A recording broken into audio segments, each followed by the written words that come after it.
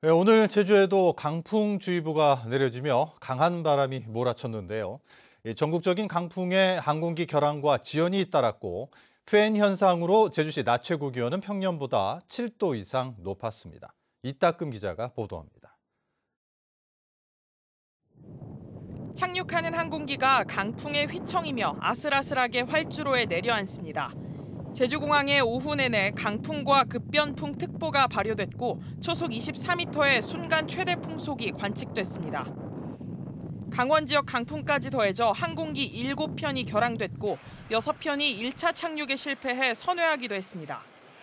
제주 북부와 북부 중산 간에도 강풍주의보가 내려져 초속 20m의 강풍이 몰아쳤습니다. 중산간 이상 지역에 바람이 강하게 불면서 한라산 삼각봉에는 순간 최대 풍속 초속 25m가 넘는 바람이 관측되기도 했습니다. 제주시 초속 19.8m, 오등동의 19.1m 등 해안 지역 바람도 매서웠습니다. 나왔는데 아침에 바람도 많이 불고 이래서 머리도 계속 날리고 옆에 나뭇잎도 자꾸 얼굴에 달라붙고 이래서 좀 불편했어요.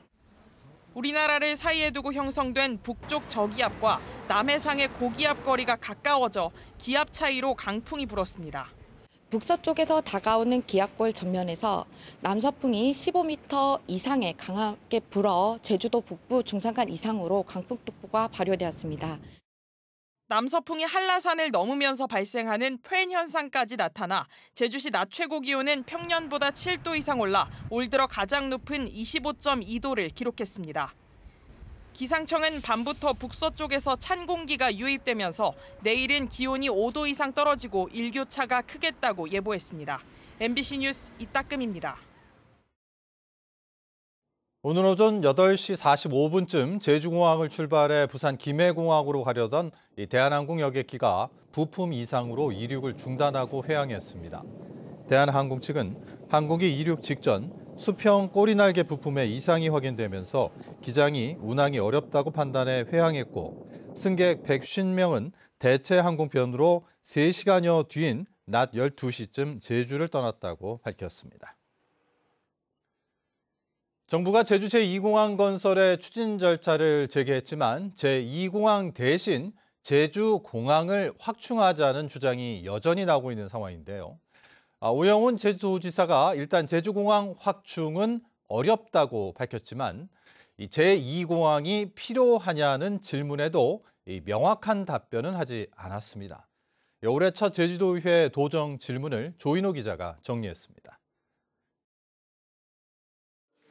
제2공항 반대단체들이 주장하는 제주공항 확충이 가능하냐는 질문에 오영훈 지사는 어렵다고 밝혔습니다.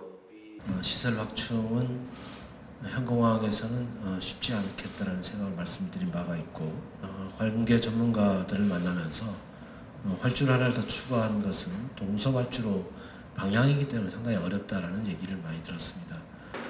그래서 제2공항이 필요한 것 아니냐는 질문이 집요하게 이어졌지만 오 지사는 명확한 답변은 하지 않은 채 피해 나갔습니다. 현재 공항 확충이 어렵다고 하면 대안이 있어야 할 거 아니겠습니까? 네, 제2공항 필요성에 대한 지사님의 생각은 어떻습니까? 네, 그래서 지금 제2공항 건설이 추진되고 있는 것이고요. 예. 그것을 현 공항 공항 시설의 확충이라는 범주에서 그렇게 말씀드립니다. 그러면 그 말씀을 요약해 보면 제2공항이 필요하다는 말씀으로 인식해도 되겠습니까? 공항시설 확충이 필요하다고 제가 표현을 했습니다. 오영훈 지사는 제2공항 도민 경청에는 일부 파행이 있었지만 성공적이었다고 평가했고 국토부에 어떤 방식으로 의견을 전달할지는 좀 더 분석이 필요하다고 밝혔습니다. 산불 위험과 환경 파괴 논란이 일고 있는 들불 축제는 현재의 형태로는 계속하기 어렵다는 입장을 밝혔습니다. 들불을 놓는 것 자체는 앞으로는 상당히 어렵다라는 레이저를 쏘아서 신호를 보내는 방식 등 다양하게 검토해 볼 수 있다. 어쨌든 불씨를 알려서도 안 된다는 생각입니다. 오영훈 지사는 제주 MBC가 보도한 오등봉 공원 음악당 축소 논란과 관련해 축소할 이유가 없다며 앞으로 실무팀을 구성해 점검하겠다고 밝혔습니다. 한편 국민의힘 김한국 도의원은 4.3에 대한 같은 당 국회의원들의 부적절한 발언에 대해 사과해 눈길을 끌었습니다. MBC 뉴스 조은호입니다. 해양과 지구를 정밀 관측하는 저궤도 위성의 운영 업무를 앞으로 제주 국가위성운영센터가 본격적으로 맡게 되는데요. 자연재해 정보 제공 등의 효과가 기대되지만 군사적인 목적에 대한 악용 등의 우려도 제기되고 있습니다. 박주영 기자가 보도합니다. 새빨간 불꽃과 굉음을 내뿜으며 우주로 솟구치는 누리호. 당시 누리호에는 초소형 인공위성인 큐브 위성 4기가 실려 있었습니다. 큐브 위성은 고도 550에서 700km인 저궤도를 돌며 미세먼지 모니터링과 지구대기 관측 등의 임무를 수행합니다. 이런 저궤도 위성을 운영하는 주요 임무가 제주에서도 이루어집니다. 지난해 11월 제주시 구자읍 덕천리에 들어선 국가위성운영센터가 종합관제실 등을 갖추고 관제와 수신 등의 업무를 국가위성정보활용지원센터로부터 순차적으로 넘겨받을 예정입니다. 위성은 우주에 어디에가 있고요. 그 어디엔가 있는 것을 지상 안테나나 다양한 통신 수단을 통해서 연결하여 운영하고 그 운영의 주체는 제주국가위성운영센터이고 현재 아리랑 3호 등 2기의 운영을 맡고 있는 국가위성운영센터는 오는 2030년까지 70여 개의 운영을 맡게 됩니다. 이를 통해 괭생이 모자반은 물론 재해 예방에 대한 위성 데이터 등을 제주도에 제공할 계획입니다.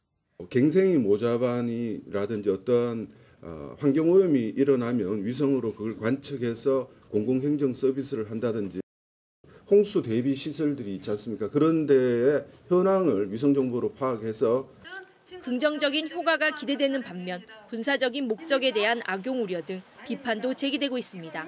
위성의 그 기능은 결코 안보와 군사적인 측면과 떨어질 수가 없습니다. 군사를 심화시킬 수밖에 없다고 저는 생각을 하고 해상 발사자 그런 이야기까지 나오고 있는데 제주는 우주항공 전쟁섬이 될 거라고. 국가위성운영센터가 국내 위성 활용 산업을 활성화하는 촉매제로 제주 지역 우주산업의 기반을 마련하고 우주산업 발전에 기여할지 관심이 쏠리고 있습니다. MBC 뉴스 박주연입니다.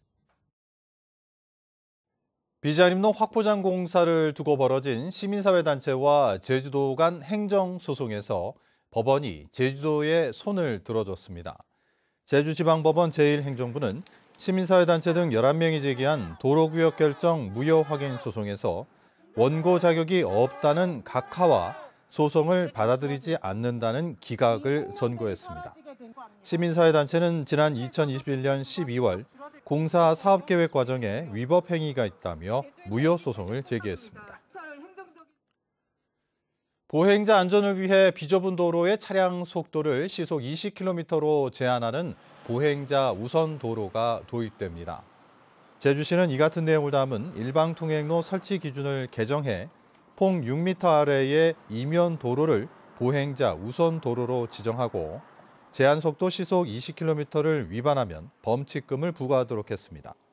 현재 제주시 지역 일방통행 도로는 61개 구간에 11,000m인데 제주시는 주민 반발을 줄이기 위해 주민 설명회와 설문조사를 거쳐 찬성률이 절반을 넘을 경우 지정할 계획입니다.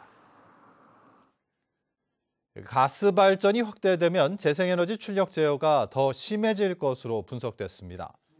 탄소 중립 시대 제주 가스 발전의 문제를 점검하는 토론회에서 조규리 기후솔루션 연구원은 정부가 2033년까지 제주에 600메가와트 규모의 LNG 발전을 증설할 경우 재생에너지 출력 제어가 더 많아질 것이라고 주장했습니다. 이에 따라 가스 발전 증설 대신에 에너지 저장 장치와 가상 발전소 등 다양한 신기술을 도입해야 출력 제어 문제를 해소할 수 있다고 밝혔습니다. 제주에서 황사가 연평균 6일 발생한 것으로 관측됐습니다. 제주도 보건환경연구원이 최근 10년간 제주 지역 황사 발생 일수를 분석한 결과 연평균 6일로 관측돼 전국 평균 14일보다 적었습니다. 황사가 가장 많이 발생한 해는 2021년으로 13건이었습니다. 황사가 주로 발생하는 기간은 3월에서 5월로 56%가 집중됐는데 7월에서 9월 사이에는 한 차례도 관측되지 않았습니다. 초등학생 3명을 성추행한 현직 공무원이 경찰에 구속됐습니다. 제주경찰청은 지난달 23일 오후 5시쯤 제주 시내 한 주택 마당에 들어가 놀고 있던 초등학생 3명을 성추행한 혐의로 제주시청 소속 50대 공무원을 구속해 검찰에 넘겼습니다. 해당 공무원은 경찰 조사에서 술에 취해 기억이 나지 않는다며 범행을 부인한 것으로 전해졌습니다. 제주지방검찰청은 음주운전 혐의를 받고 있는 영화배우 곽도원 씨에 대해 정식 재판 없이 벌금 1,000만 원을 내려달라고 법원에 청구했습니다. 곽 씨는 지난해 9월 면허 취소 수치를 훌쩍 넘긴 혈중 알코올 농도 0.158%인 상태로 제주시 한림읍에서 애월읍까지 11km를 운전한 혐의를 받고 있습니다. 뉴스데스크 제주를 마칩니다. 시청해주신 여러분 고맙습니다.